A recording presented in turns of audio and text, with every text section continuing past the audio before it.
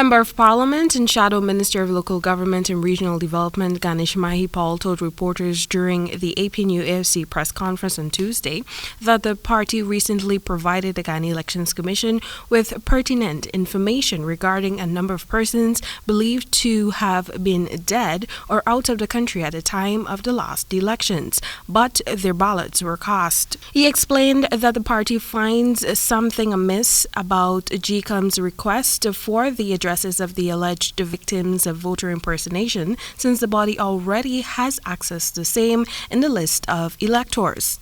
Interestingly, this issue did not surface at all when the first list of persons Gecom was submitted to, that APNU+AFC submitted to Gecom.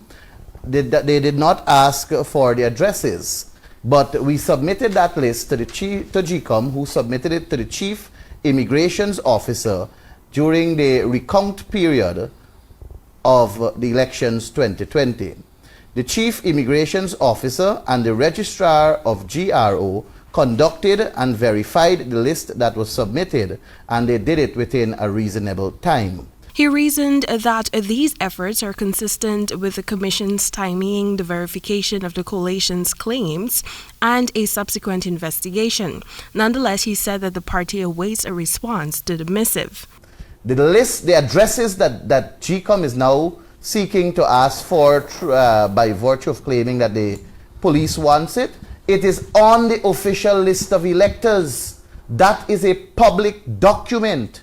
So they should stop pussyfooting on this matter. Leader of the opposition Aubrey laid a charge against the commission for complying with the directions of the Ali-led government. He contended that the first list of persons suspected to have participated in voter fraud were sent to the relevant agencies and verified without the need for addresses.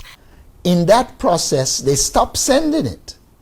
And that coincided directly with some of the machinations to install the PPP in government. So it is strange now that the very police that did it pre-2020 cannot do the same thing with the same kind of information. Opposition-appointed Commissioner VINCENT told this newscast exclusively in a recent interview that the Chief Immigration Officer's response to some of the documents initially sent by Gecom for verification substantiated the coalition's allegations of voter fraud. In one list of, I think, 300 and something, the Chief Immigration Officer said that 199 were in fact out of the country. In another list of 200 and something, I think he said somewhere in the vicinity of 90 something, on 107 were out of the country. So what you're seeing is that with a list that has names to the amount that our list has, there is the possibility of voter manipulation, what I call substitute voting.